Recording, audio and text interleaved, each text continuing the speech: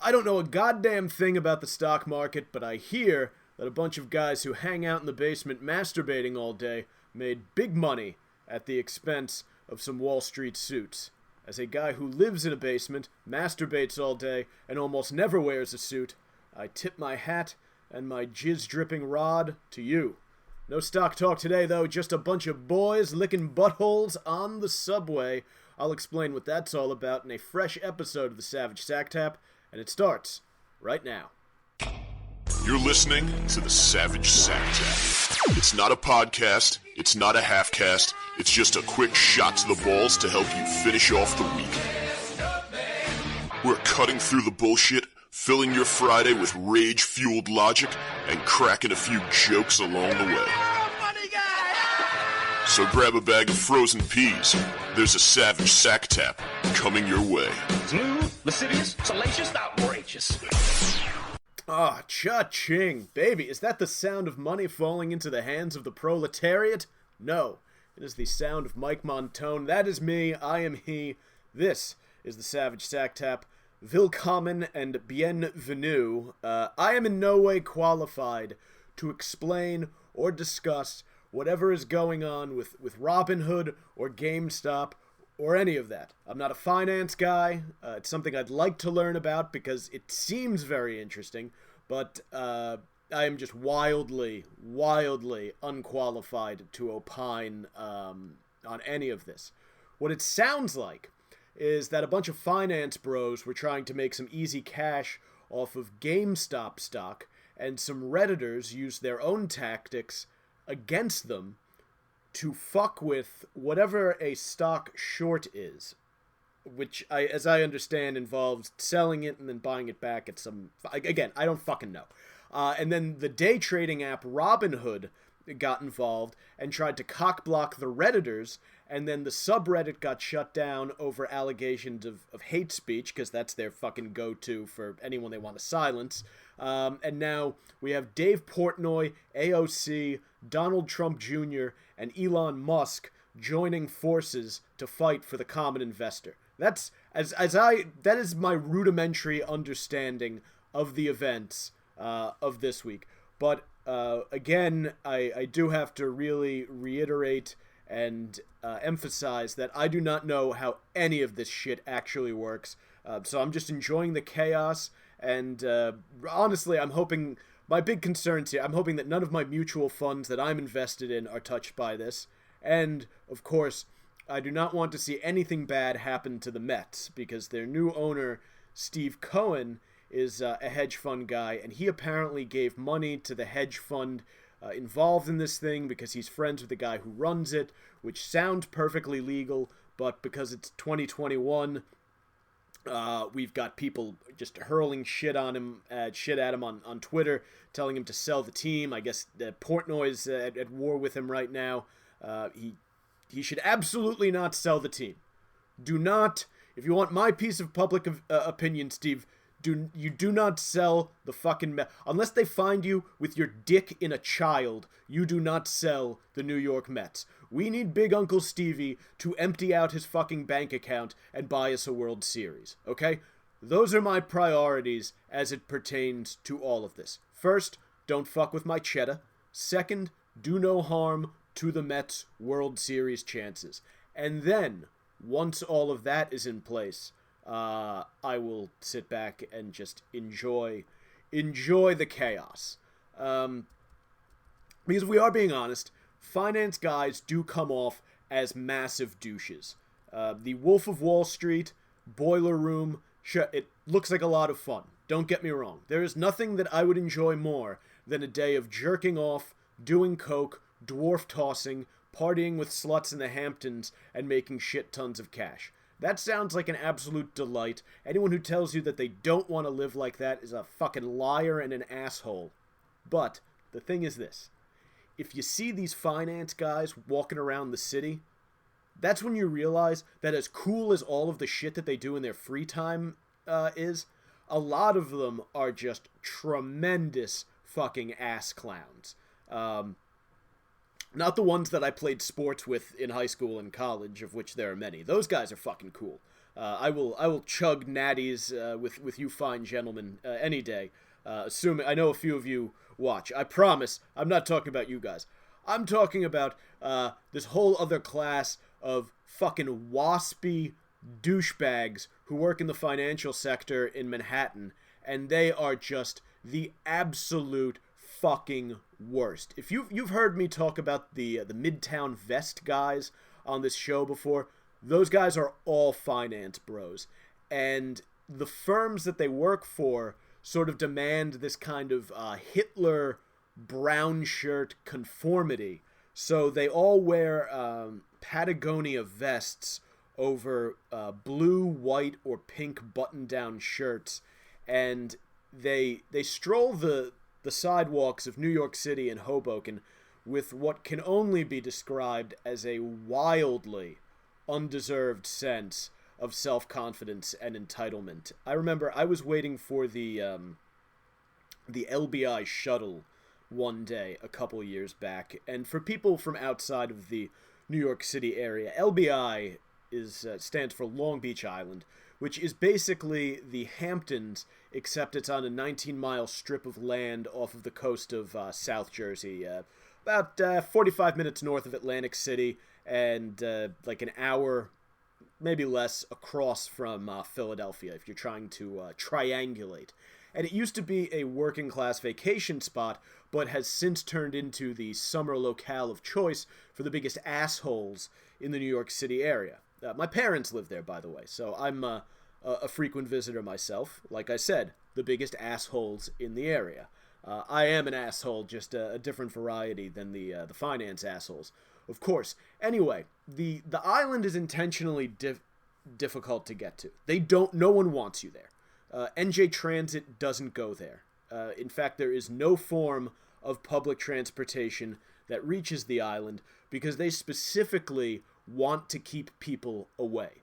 But there is a charter bus that will take you there for about $90 round trip, and it's got a bathroom, very comfy seats. If you book it for the right time, if you get like the mid-afternoon or like the 3 o'clock bus before everyone gets off work, you'll pretty much get an entire row on the bus to yourself. It's fucking great. Free Wi-Fi. It drops you off in each town. There's a drop-off on the island, so you get dropped off like 2 blocks from your house. It's perfect. You can booze on board, so I get a little loose. I listen to some Joe Rogan while I enjoy a snack. It's great. It's a nice, crisp 90-minute drive, wonderful service. But the problem is, the bus is also used by hordes of douchebags.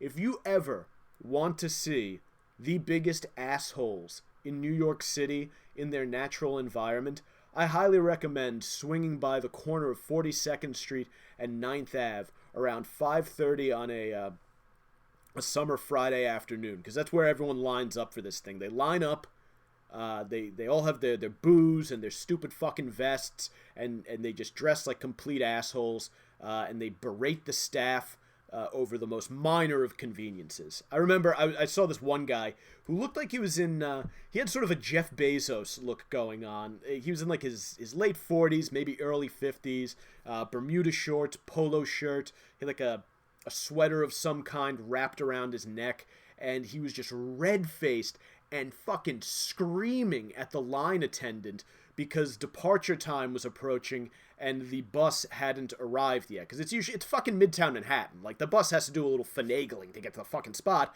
and it wasn't there yet. And this guy's just going fucking ballistic. And no doubt in my mind that this motherfucker makes well into the 6 figures, at least low 6 figures. So he has nothing to fucking complete. He's about to board a charter bus to a private vacation getaway, and he's blowing his fucking stack on a guy who's still at work at fucking 6 o'clock on a summer Friday. So that's the dynamic there. And there was this part of me that just wanted to walk up and jack him in the fucking face because he was being such a grade A piece of shit, and the little act he was putting on went on for far longer than necessary. Like, to the point where, have you ever seen someone going off in public and first it's funny and then it becomes embarrassing to watch? It was that kind of thing. But the line was I was largely outnumbered. Like, there are a few LBI also to get, you have a few North Jersey bros like me, who just want to go down and have a couple fucking beers on the beach and not bother anybody. But the line was very much filled with dozens of people who looked like they were auditioning for for some sort of reboot of the Great Gatsby set along the Jersey Shore, and who are definitely all too familiar with the phrase "you'll be hearing from my lawyer." So I thought better of committing a broad daylight assault and just went back to puffing on my vape and drinking IPA. But money is really a fascinating thing, because without it, there is no chance whatsoever that any woman would ever want to fuck a guy who behaves like that. But that sort of thing really is, just screaming at some guy over a bus not leaving on time is a microcosm of finance douche behavior. So I think that is, if you're wondering why people are cheering for this fucking GameStonk thing, why they're cheering for the Redditors, it's because of shit like that. It's because everyone, even if you're not bothered by people making obscene amounts of money, like, I love it when people make obscene amounts of money. You should want to make obscene amounts of money. But when you and your cohorts kind of act like raging cocksuckers and make obscene amounts of money, then people really, really cheer when someone comes along and shits in your cornflakes. The guys doing this, by the way, the finance guys who are screaming at bus line attendants, are all Caucasians. All right? When people bitch about white people, I have to assume that they're talking about... this is why I don't really get bothered when people bitch about white people, because I always assume that they're talking about guys like this and cousin fucking rednecks who still fly the Confederate flag outside of their trailers. So I don't get too bothered because I don't fit into either of these categories. I'm Italian, all right? And we are considered spicy, as I understand. Urban Dictionary tells me that Italians aren't really considered white. We're considered spicy white, which is good. I would rather be spicy than I would than be one of these cocksuckers screaming at somebody on a fucking bus line.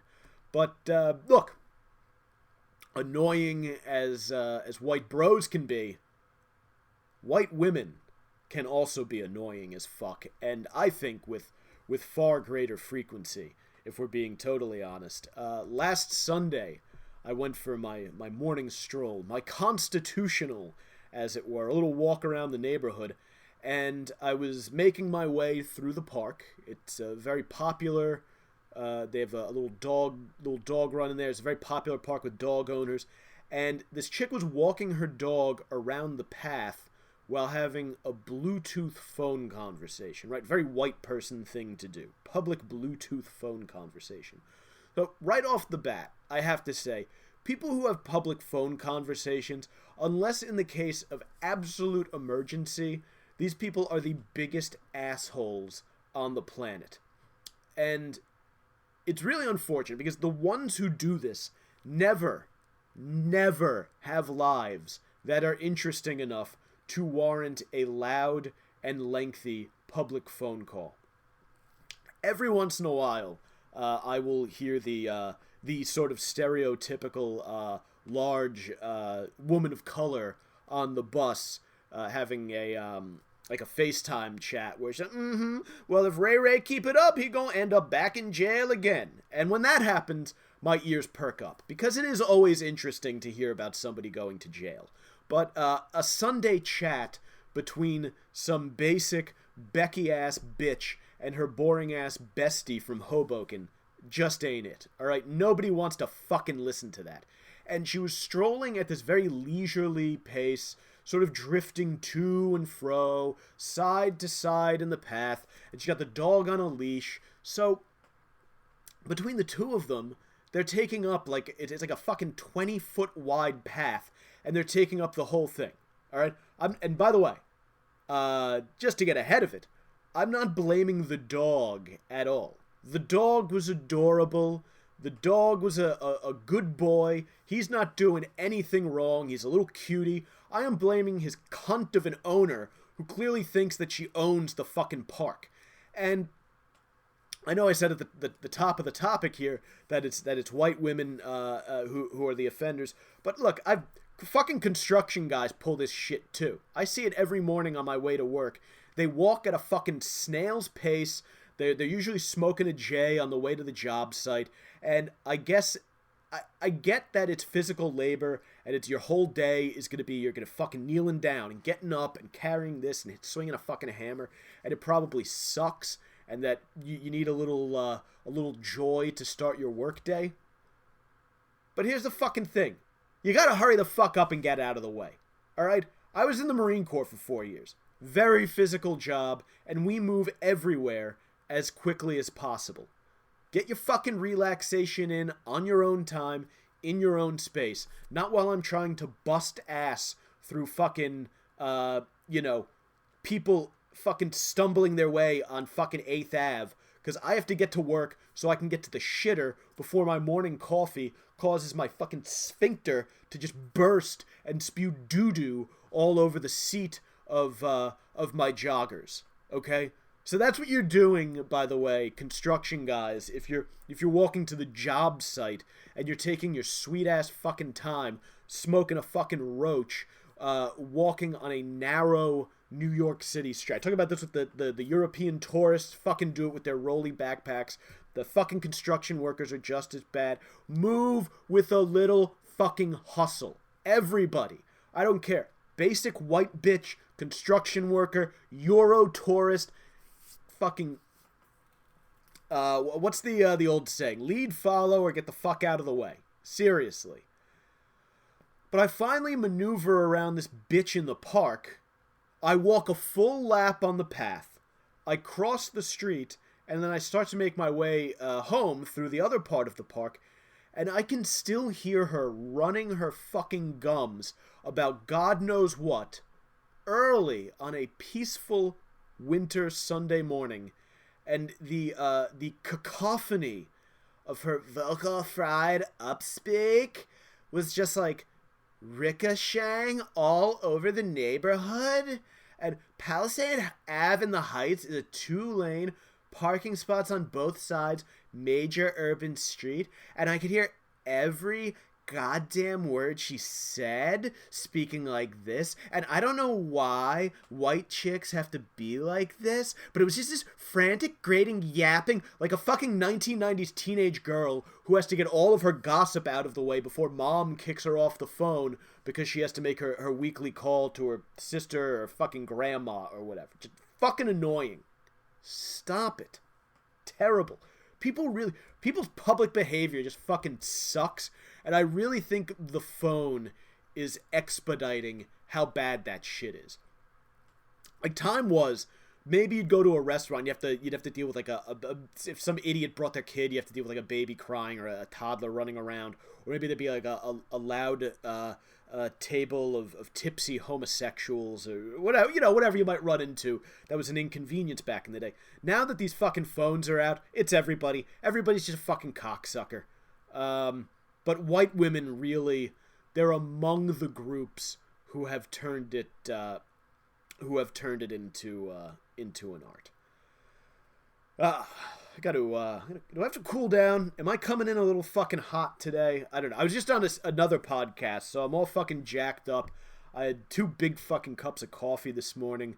I've been taking, I take my Death Wish, which is high caffeine, and then I cut it with some flavored stuff. I'm like a heroin dealer, but with coffee.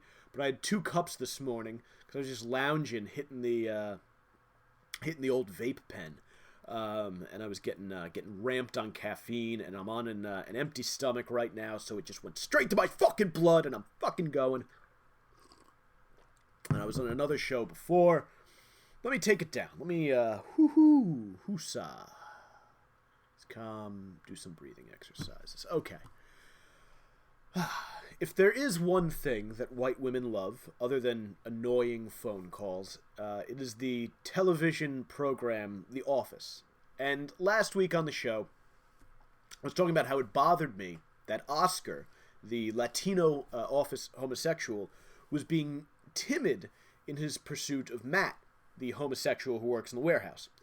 And due to the limited availability of eligible gay men in Scranton, it seemed to me logical that they would just, pair off and go enjoy a dirty parking lot quickie.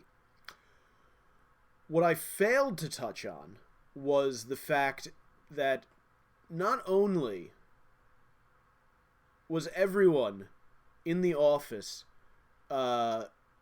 engaging in some kind of at-work sexual hanky-panky, right? You got Dwight and Angela were hooking up.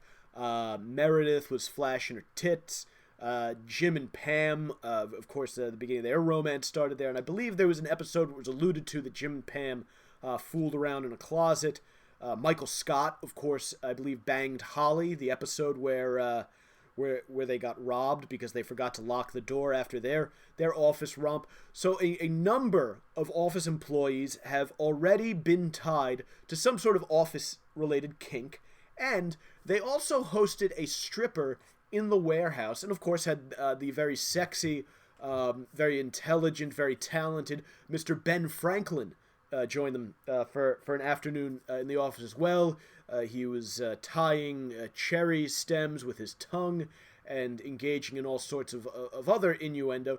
So I just feel like Oscar absolutely has a green light here to fool around on company time, but he doesn't. And you might be thinking, well, maybe Oscar is, maybe he's a prude.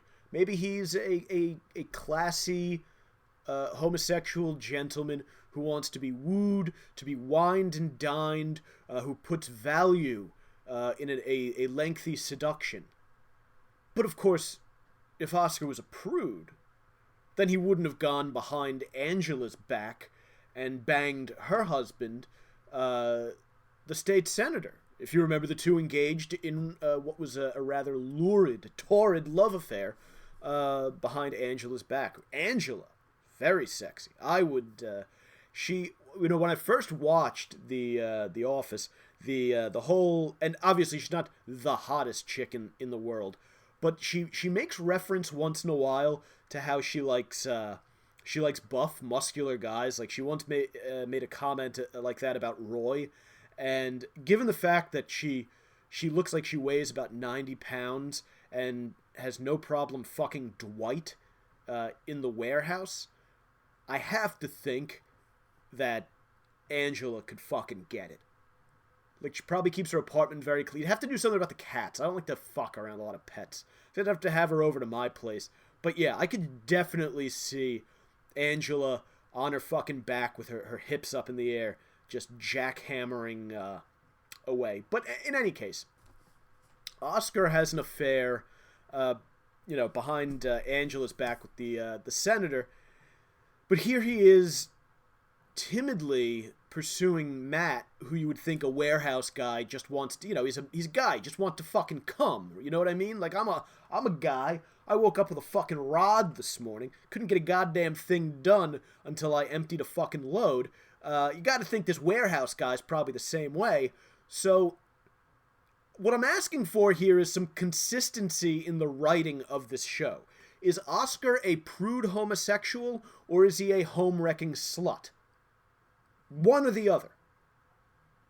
Just write the fucking show consistently, alright? Cocksuckers! And speaking of cocksuckers, Hell's Kitchen, New York City, home of crackheads, crack dealers, Euro tourists, and yes, many, many muscle-bound twinks. Home also to the Port Authority bus terminal, one of the biggest shitholes in the world. And I have been all over the developing world. So when I say that it is one of the biggest shitholes in the world, it is one of the biggest shitholes in the world. It is really embarrassing that New York City, the biggest transportation hub on the planet, has mass transit facilities that resemble conditions in developing nations.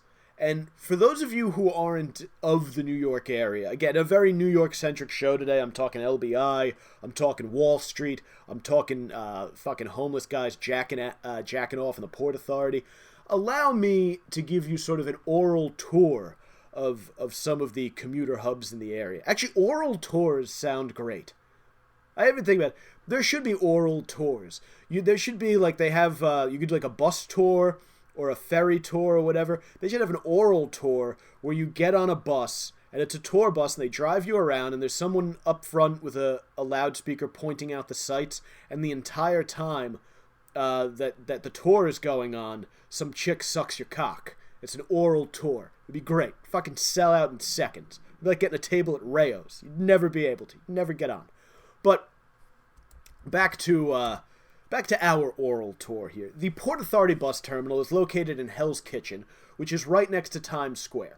So the neighborhood is very heavily policed, and of course, like I said, it's home to those listed above. We have our Euro tourists, we have our crackheads, our drug dealers, our homeless guys, our homosexuals, because it's Hell's Kitchen adjacent, a real smorgasbord of humanity here. The cops are really just there to prevent terrorism and violent crime. So for the most part, everything else goes. Like the other day, I was walking through the neighborhood, and I was offered drugs on both my way to and from the bus terminal. I was offered Adderall one morning as well, which is actually a pretty good strategy if you think about it, because a lot of white-collar commuters go through the bus terminal, and if you went to happy hour on Thursday, then you're probably going to need a pick-me-up on Friday morning, and since it's not the 1980s, office cocaine use is no longer considered acceptable, which is kind of bullshit to me. Or you can have a cup of coffee. That's a stimulant. Caffeine's a drug. You could take Adderall at work. That's pretty much just prescription meth. Oh, but God forbid you do a couple lines of blow off your desk. All of a sudden you're a piece of shit and an addict, and you're fired, and you're an embarrassment to your family and never work in this goddamn town again. But I was thinking about it, and I was thinking, the poor guy who tried to sell me Adderall, his business is probably suffering horribly with everybody working from home. So it's just it was very sad to see another small business venture ravaged by COVID, as so many others in the area have. But seriously, unless you've lived it, it's almost impossible to believe what the neighborhood around the New York Port Authority bus terminal is like. Before you even step outside of the terminal, by the way, you encounter these homeless guys walking around like fucking zombies. And I mean it, they're legitimately dangerous. Usually to each other. Usually. But they are known to cut a motherfucker. Like, we've had rashes of homeless guys slashing people in the city. It feels like it happens every year. There's just like a burst of news reports like, oh yeah, some guy got fucking slashed. Oh yeah, there's some guy slashing people. And what the homeless guys inside the building do is they hover around the departures board, and they offer to help tourists find their bus. And then, once they've done that, they demand payment for their service. And they get very, very fucking testy if you don't. Like, if they know you're local and you don't need help, they might, like, pitch it and be like, hey man, I need a hand, and you're just like, hey, fuck off. Then they won't bother you because they know that you know. But if you're carrying a rolling suitcase and you look confused looking up at the board, they will absolutely harass the fuck out of you the entire time. And they try to make you feel bad. Like, I'm just trying to make a buck here, man. It's like, oh really? Is that it? Is this your business strategy? Probably tax-free though, so that's good. Now mind you, this is all before you've stepped outside into the street surrounding the Port Authority. And that's where the real dangerous ones are. Because there are usually like 6 cops standing right outside the door. Because if there weren't, then all of the guys who are on PCP or have serious mental disorders, every one of them would be inside the bus terminal taking a shit in the corner, or wherever the fuck they shit. But luckily, the Port Authority cops kind of just sit out there and stand vigil, and they keep the guys out of the physical building, but they hang out under the canopy on the sidewalk there to stay away from the elements, and they kind of they hover and they walk around in a loop, just like they hurl profanity. They remind me of non-player characters from an arcade game. Like if you ever play, like the Simpsons game or fucking Streets of Rage or whatever. Just one of those games where you're just walking in a straight line and you have these characters who are walking in loops around you, and if they get in your path, you have to engage with them, or they touch you and you lose life points, and you do one of those like things and your meter goes down.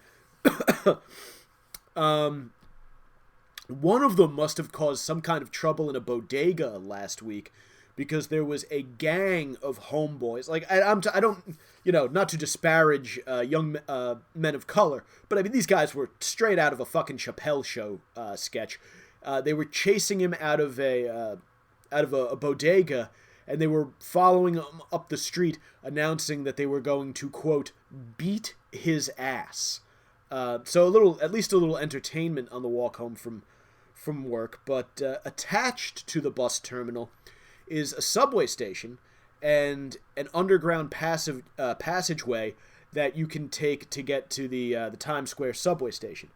So there's a subway station attached directly to the Port Authority, and then there's an underground walkway that goes about 3 blocks or so that is attached to the Times Square subway station. So the Port Authority bus terminal is located, it's sandwiched right between Hell's Kitchen and Times Square, basically. It might technically be in Hell's Kitchen, I'm not sure, but the walkway underneath that connects the two, this is where you may remember hearing about an ISIS-inspired terrorist accidentally blowing up his own dick with a pipe bomb right before Christmas a few years ago. He detonated it during rush hour. But once you get to the Times Square subway platform, you can also treat yourself, if you're in New York City, to a glimpse of the bench on which a large black man recently got his salad tossed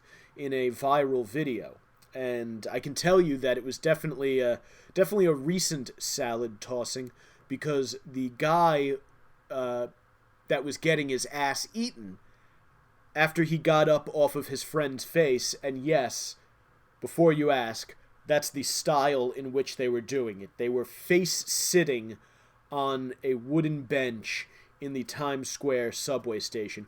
Once he got up, the gentleman who was rimming him went ahead and put his COVID mask back on. And if someone reminds me, I will pop that video into the comments section below, because while it is absolutely hilarious, and at least somewhat comforting that they were at least being safe enough to wear masks, it's also indicative of the subway system as a whole. Because when you go down there, you are literally, and I know if you've ridden, say, the metro in Europe or whatever. Like I rode around on the system in Milan when I was over there a couple summers ago for my buddy's wedding, and clean and perfect. It's not a bunch of fucking shitheads. Nobody's jerking off or taking a shit. It runs on time. The timers, everything is just good. You just gotta, be careful getting fucking pickpocketed. I was wearing a fucking one of those pussy fucking Euro traveling things under my shirt because I was afraid of getting robbed because I, saw Euro Trip one too many times. But New York City, you go down to take the subway, and aside from a couple of like the really nice news stations, you're underground with rats.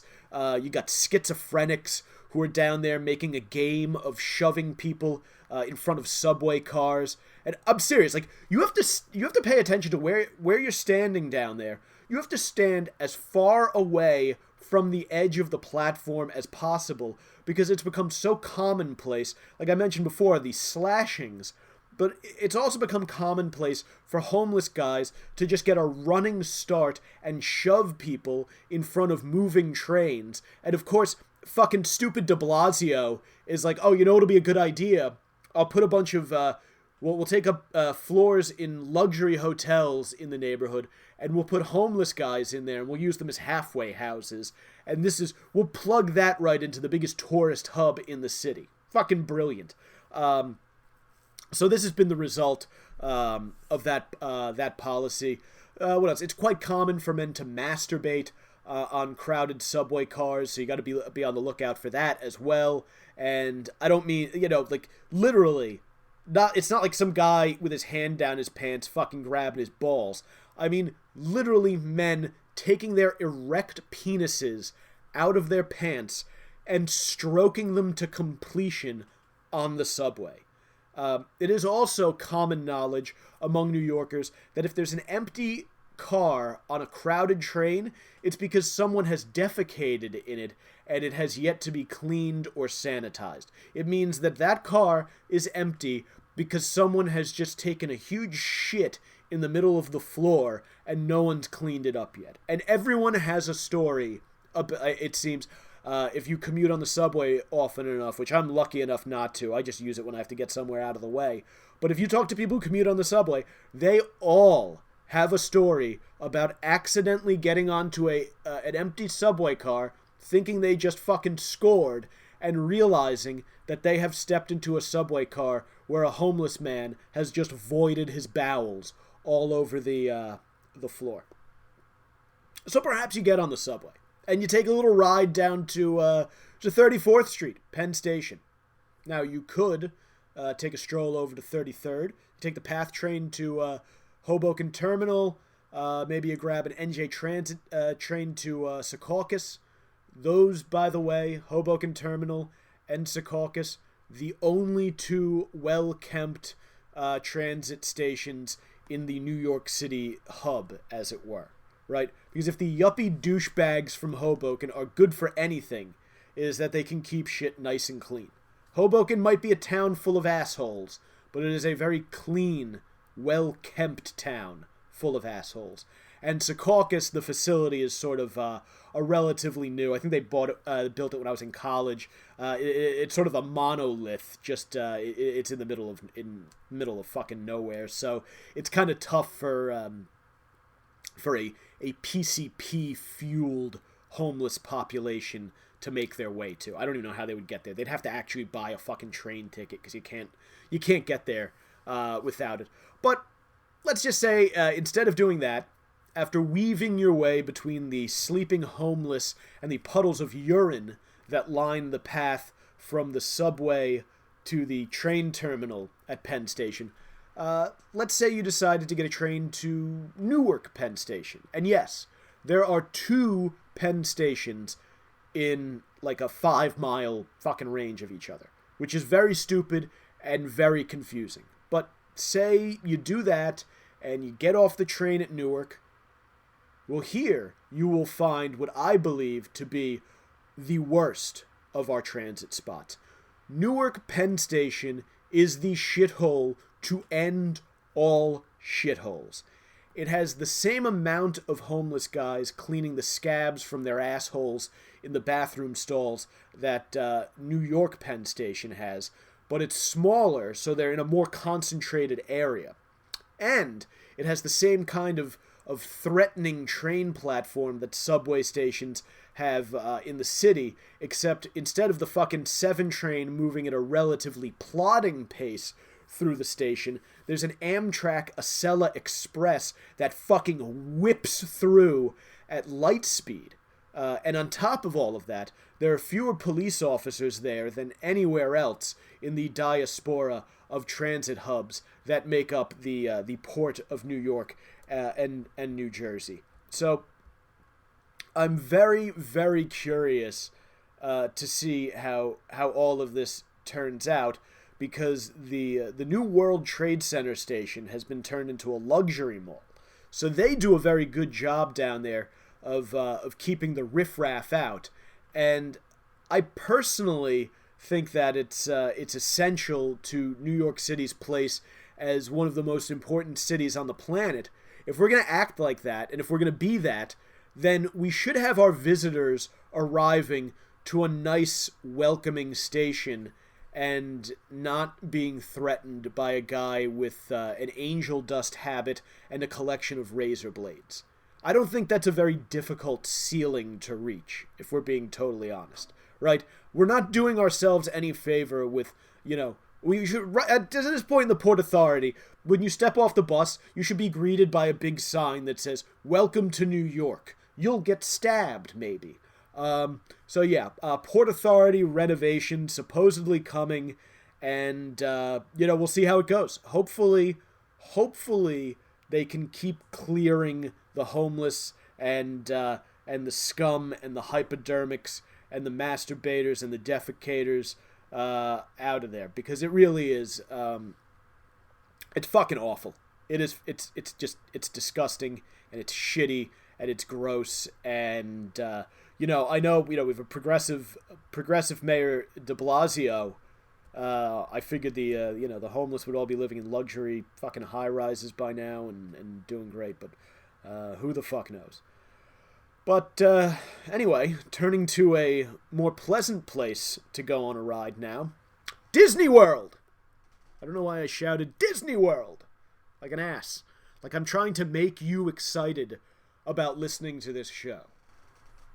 Me shouting Disney World is not going to excite anybody about Disney as a topic. But I found this story to be all sorts of fun. To be all sorts of fun. I'm sorry. For an educated guy, I speak like a fucking idiot sometimes. You would not believe that I've read the books behind me on the shelf that you see on the live stream here. If you heard me speak sometimes, I sound like a fucking moron. Anyway, Forbes reports, Disneyland and Walt Disney World's Jungle Cruise attraction will be updated to remove scenes on the ride that have been criticized as racist, Disney announced Monday, the latest in a string of updates to the company's decades-old theme park attractions that have addressed racial and gender-based insensitivities. Jungle Cruise, which has been operating since Disneyland and Walt Disney World opened in 1955 and 1971, respectively, is a boat ride that takes park guests through jungle scenes, including several that include what Disney described Monday as negative depictions of Native people. The attraction has long faced allegations of racism over its portrayal of Native people, which have intensified among the current racial justice movement. The attraction will be updated to reflect and value the diversity of the world around us, Disney wrote on their Parks blog, with Walt Disney Imagineering story editor Kevin Lively saying the ride will feature a new storyline in which guests get to follow a skipper and his passengers as their journey goes awry. First of all, if you're a grown-up and you're referring to yourself as an Imagineer, I would like to imagine you putting a gun in your mouth and firing away. What a terrible fucking name. Secondly, follow a skipper and his passengers as their journey goes awry. Literally just sounds like Gilligan's Island, which I don't know if this is. If you're gonna fucking gut this thing and change it, just turn it into fucking Gilligan's Island. That would be fun. And then you get stranded, and they have a chick dressed like Marianne, and then the professor comes out, and you get to watch them fuck underneath a fucking palm tree. That would be a ride. I'd go on that. That would make going to Disney not suck total balls, if you ask me. I went to Tokyo Disney a couple years ago, and it fucking sucked. So we just hopped on the train and left and went to downtown Tokyo, Roppongi, and got wasted, which was a lot more fun. If you go to Disney, or if you go to Japan, and someone's like, hey, you want to go to Tokyo Disney? Be like, no, I heard Tokyo Disney sucks, some guy on a podcast told me. He said it would be better if we went to Roppongi and got drunk with the hookers and the Nigerian bouncers. But anyway, the article continues. The attraction will not be updated overseas in Tokyo Disneyland or Hong Kong Disneyland, the Orange County Register reports. And, yeah, of course not. I feel like over there they probably have an attraction in the park where you can stand on top of a fucking convenience store and fire a shotgun at looters. I think that's Koreans. I don't know if the Koreans have a Disney, but I do love a good rooftop Korean. I appreciate whenever anyone defends their turf. I appreciate it. So go rooftop Koreans, which I feel like would be a great name for an intramural sports team. There's a bunch of fucking Asian guys who are great at math, and fucking Asians they're an athletic bunch. Don't let their small stature confuse you. Those motherfuckers can ball out. So I think if I was a bunch of Asian guys or a bunch of Korean dudes starting like an intramural softball team or some shit like that, or a fucking ping pong team, we would totally call ourselves the Rooftop Koreans. That would also be a great name for a sex move, like when a chick sits on your face and jerks you off, like she's on the roof pumping a shotgun, a Rooftop Korean, and both of them leave a splatter down below. Applause for myself, huh? Tell me you do not, upon hearing that, tell me you don't want to find a chick to give you a Rooftop Korean right now. If you're married, go up to your wife, be like, hey baby, you give me a little Rooftop Korean tonight, and if she asks you what it is, just explain, I'm going to lie down with an erection on my back, you're going to squat over my face. Remember, this is not a regular 69.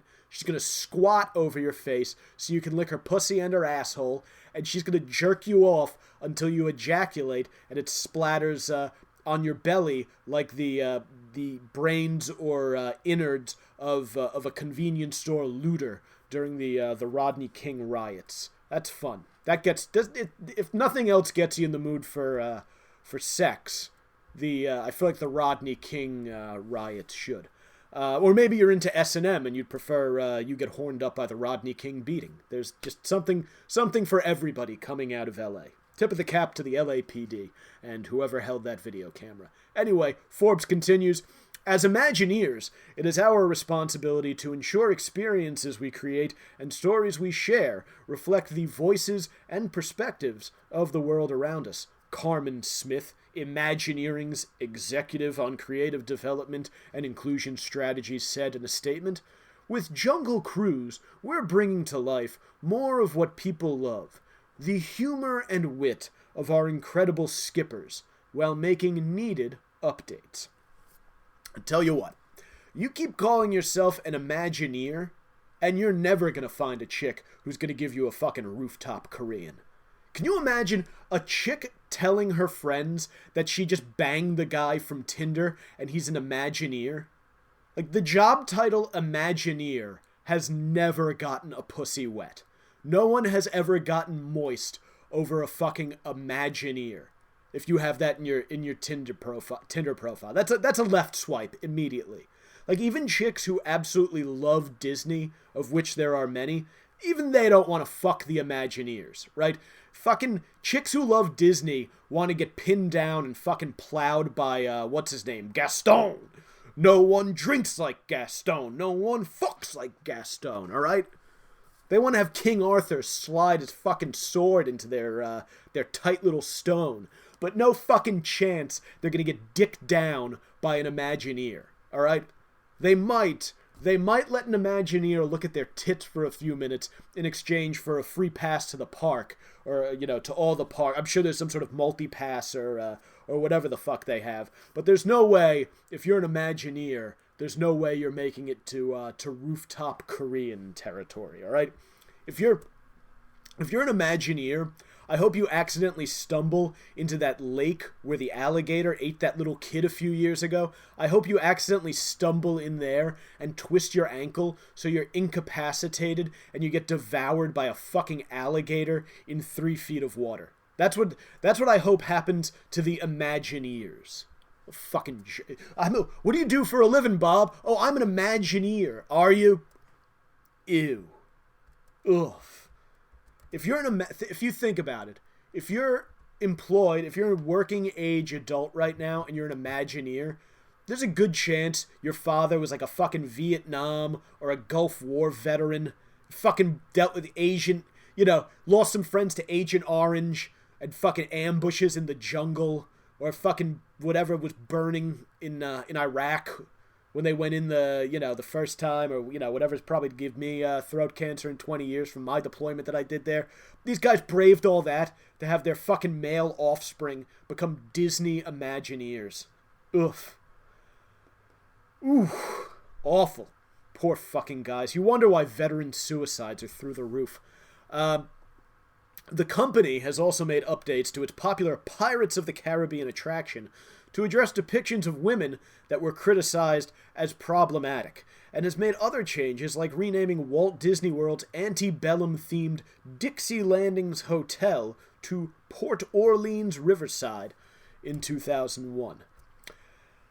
The pirate thing is odd to me.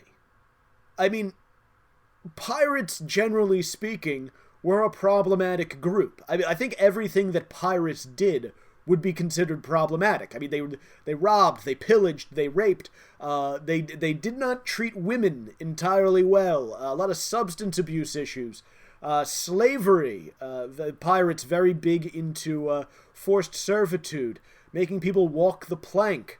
They would abandon people on desert islands with only a pistol and one shot. So your choices are pretty much you blow your brains out or starve to death. So yeah, I don't know if problematic and Pirates of the Caribbean kind of go hand in hand. That swing and a miss there. I do get not having an antebellum hotel in your park. That makes perfect sense to me.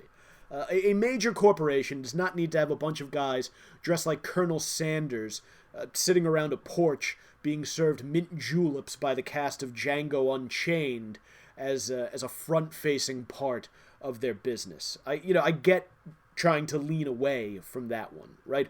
I guess the only way, I don't know how could you pull that off?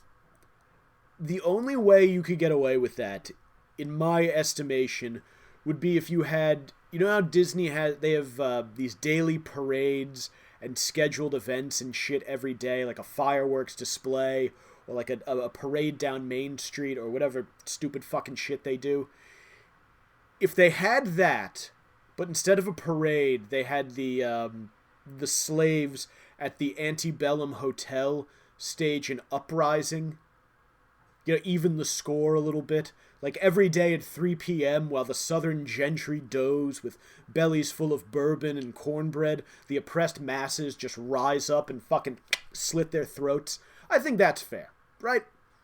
Nat Turner's Rebellion would be a fine theme park attraction, is what I'm getting at. But yeah, these the way that these changes are coming about is, to me, just absolutely indicative of where we are as a society in 2021. Because aside from the litany of Change.org petitions and etc., I guess there was also a letter writing campaign of some kind, and taking part in said campaign were these two little white kids from Manhattan, with Manhattan being, of course, the island of Manhattan, New York City, not Manhattan, Kansas, or I believe there's a Manhattan, Southern California, as well as the beverage Manhattan. None of those things.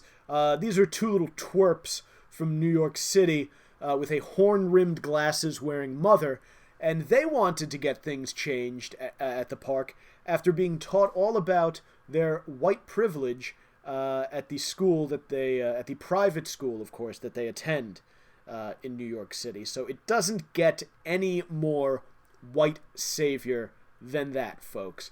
And luckily, a blogger who is friends with this family took some snippets from their stupid little letter and shared them in his blog. So I want to...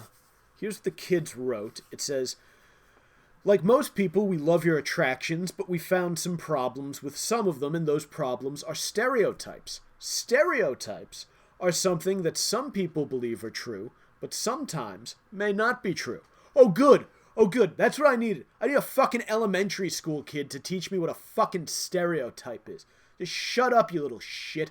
We're a paragraph in, and you already just want to drown these smug little fucks in a bathtub. Oh, how satisfying it would be. Anyway, keep going. At the cathedral school, we learn about stereotypes and the impact they have on people's identities. For instance, in the Jungle Cruise, all the robotic people have dark skin and are throwing spears at you. We think this reinforces some negative associations. We think you should replace them with monkeys throwing rotten fruit. Jesus. Forget about drowning these little fucks in a bathtub. I want to sit them down and fucking make them watch a documentary about the Rwandan genocide. I think that would be a fun way to spend the afternoon. Just take these precocious little assholes and make them sit through an hour and a half of people chopping each other's hands and Achilles tendons with machetes. Wouldn't that be a hoot? Oh, I would love to crack a brewski and do that. If I have nieces, nephews, or fucking offspring of my own, and they come home spouting this kind of shit, that is precisely what I am going to do. Somebody put a tack in that and remind me to do it. Seriously.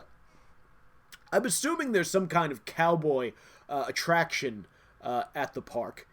Is anyone rushing to end depictions of the Scottish Irish as an unhinged band of gunslinging train robbers? No? Okay. Question, just asking. Because if we are talking about a jungle cruise into the deep, dark jungles of Africa and South America, it is a very real possibility that you might run into the kind of trouble depicted in this ride, right? You might get a spear or a dart thrown at you. That's what happens in the jungle.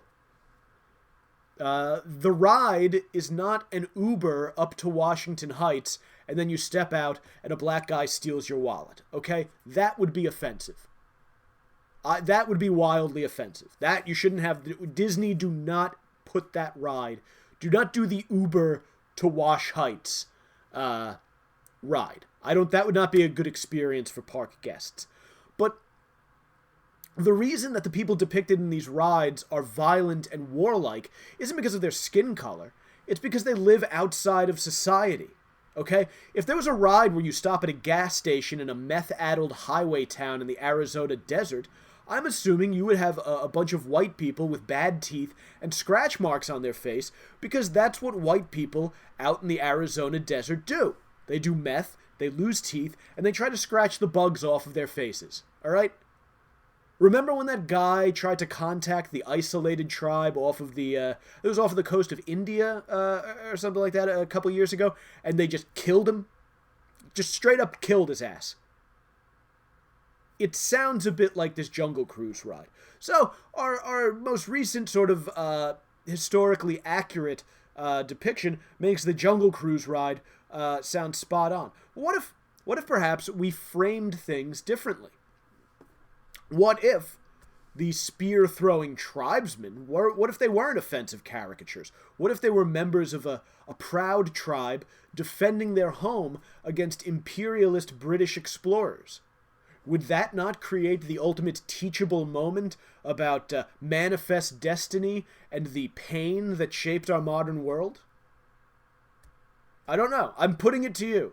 Someone's watching right now. Comment. Let me know if you think that would be more acceptable, because I don't have a dog in the fight here. I think Disney blows. I'm not visiting Disney. They can do whatever the fuck they want.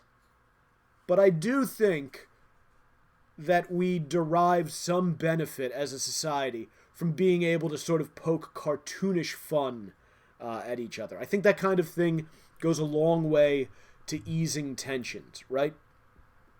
So let me know. Fire away in the comments what kind of ethnically sensitive Disney rides you would like to see. And I have my father is tuning in. Says mom says not to say the F word. I mean, we have an F word that we use to refer to my brother Joey. I think it's a different F word than mom's describing. The one I'm referencing rhymes with bag. I'll let you guys do the math. But continuing here with the Disney fun and the letter that these little assholes wrote. We noticed that on our trips to Disneyland and Disney World, that all the cast members call people prince, princess, or knight, judging by what the child looks like, and assuming gender. We think some feelings could get hurt. Say by accident you called someone a prince who wasn't a prince, a princess, or a knight who is identifying differently than what they were called. We suggest you say, hello, your royalty, instead. Yeah, because, let me tell you something. Hello, your royalty sounds fucking stupid, alright? That's why no one's saying, hello, your royalty. First of all, it would be, hello, your majesty, if anything.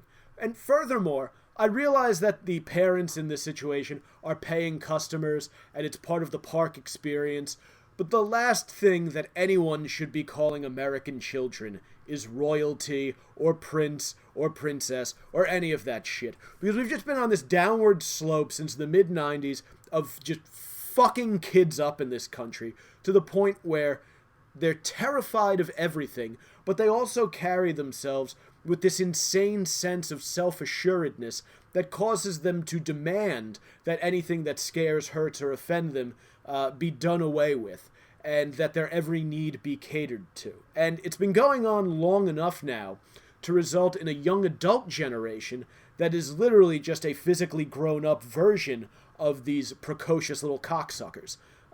Which is why, by the way, if I ever have kids of my own, the first thing I'm doing is signing them up for like a jiu-jitsu or a kickboxing class at the earliest possible convenience, so they don't turn, because the parents that inspired this letter are the product of that kind of fucking shitty, terrible, soft-ass cupcake upbringing. So what I'm saying is, get your kids involved in a violent sport at the youngest age possible. I chose football. But yeah, if boxing, wrestling, just maybe give them sticks to hit each other with in the yard. Do any of that, so they don't fucking turn out like this. The letter continues. With princess makeovers, we think you are excluding other people who might want a makeover to be something else, including boys and transgender people. We went to the Princess Castle, and the characters only greeted the people they thought were visiting girls, not the visiting boys, and again said, "Hi, princess." By the way, this is where fucking shitty Yelp reviews come from. If you've ever read an entitled douchey Yelp review, this is where it fucking comes from. Seriously, why stop there? Why not clear some space inside of Epcot Center to perform a full-blown gender reassignment surgery? So you take your little boy in. There's a gift shop set up, and they have Mickey panties, and they have Mickey Mouse strap-on cocks that have balls shaped like mouse ears, because it's Disney, and anyone can be anything at Disney, if only they just dream and believe. Magical indeed. Oh, yeah. Sorry. Throat's a little dry. Got the heat on in here because it's cold as fuck outside. We're just having a little fun, folks. I don't care what gender anyone identifies as. Really, across the board, do whatever you want. I believe... Libertine, motherfuckers. Do whatever the fuck you want. Stick it to the man. I just don't like... I don't like whingers. I don't like that... I don't like people who write letters complaining about things. I was scarred at a young age, since as my parents are tuned in on the live stream. I was scarred by formal complaints at a young age when I caught my mother attempting to write a letter to the Asian guys who developed Deion Sanders' primetime football because she didn't like the trash talk feature. So I am easily triggered by customer complaints of any kind. But speaking of magical things that put me in the mood for fun, I'm learning that the rise in popularity of some of the best yoga pants on the planet is thanks to Amazon.com of all people. Of course, first of all, a hearty thank you to our reptilian technocratic overlords, because I have mentioned a time or two on this very show, there are a few things that I delight in more than a fat set of 20-something female ass cheeks wrapped in a pair of leggings or yoga pants. And apparently, on Amazon, you can buy a seemingly endless amount of these pants, particularly the variety that are designed to go up in between the butt cheeks, so it shows off the full curvature of the wearer's ass. And they are available, because you go like Lululemon or any of these athleisure companies, the prices are through the roof. The chicks are paying like $80 for a pair of yoga pants.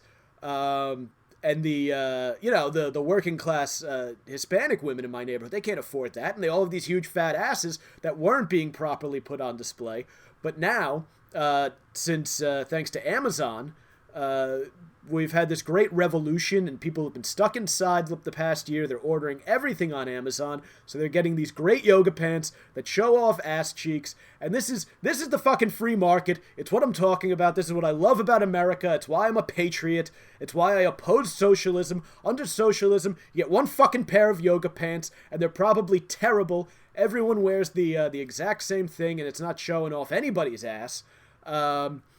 So we have different companies competing with each other to bring us miles of taut female buns ensconced in tightly stretched blends of cotton, bamboo, and spandex, all available at a price that anybody can afford and delivered to you via next day shipping. So I say, huzzah, huzzah. We may be divided over a great many things in this country. We may be in month 10 of lockdown. We may have lost our friends or relatives to a virus or to political disagreements, but we can all join together in shouting a hearty huzzah for butt cheek displaying yoga pants. Here, fucking here. I'll hydrate to that. Woo, yeah. Let me tell you, there are few things more American than big fat asses being put on display. You want to see a big fat ass on display, you come to the United States. No shortage of big fat asses over here. But outdoing the big fat ass in terms of patriotism and Americanness is the Super Bowl. The Super Bowl might be the most American thing in the world. There's a bunch of loud, obnoxious idiots getting together to put awful, destructive things into their bodies, glued to a screen for several hours, watching grown men commit wanton acts of violence on each other with a little bit of pop music and racial tension mixed in. That is literally just a microcosm of everything American. And it's coming up next Sunday. We're going to have a lot to discuss. There's always a lot of silliness surrounding the big game. You're not allowed. They don't even let you call it the fucking Super Bowl. You have to call it the big game. It's like the dumbest fucking thing in the world. But the big game, it always draws a crowd of people who don't typically watch football. And as you know, those are the worst people to watch football with. We'll be getting into that one next Saturday on the Sack Tap as I prepare to wrap this up. I would ask you to follow me across the board on my social platforms. Twitter at Mike Montone, Instagram at Gary_Moyler, MOYLER. The YouTube channel, I'm streaming this on YouTube as we speak right now, is the Savage Crew on YouTube. I have my website, meatheadmedia.com, where everything is kind of nicely packaged if you want to go Go and find that out. The podcast available at thesavagecrew.libsyn.com. We're on Podbean, Stitcher, Pocket Cast, Spotify, iTunes, pretty much anywhere you can find a podcast, you can find us. I got the fucking RSS feed is in some sort of Indian podcast app. The Indians are listening. My biggest downloads are in India for some reason. I should be doing live reads for fucking Curry on this thing and Stinky Pussy. They're listening in Russia. I'm on a Russian app. I get a few downloads. Fucking Putin's probably got 2 chicks pissing on Obama's bed right now while he catches the live stream. So everybody, tune in. Tell your friends if you like what you're seeing here. Tell 3 people, and then another 3 people, and then another 3 people, and then they tell 3 people, and it spreads just like HIV in the 1980s. If we could get a gay flight attendant to listen to the Savage Sack Tap, this would be a very, very popular show very quickly. And then we'd probably lose the audience pretty quickly after that too. All right, I'm getting out of here. Thank you for tuning in. Have a wonderful Saturday, and I will catch you all later on. Adios. Goodbye.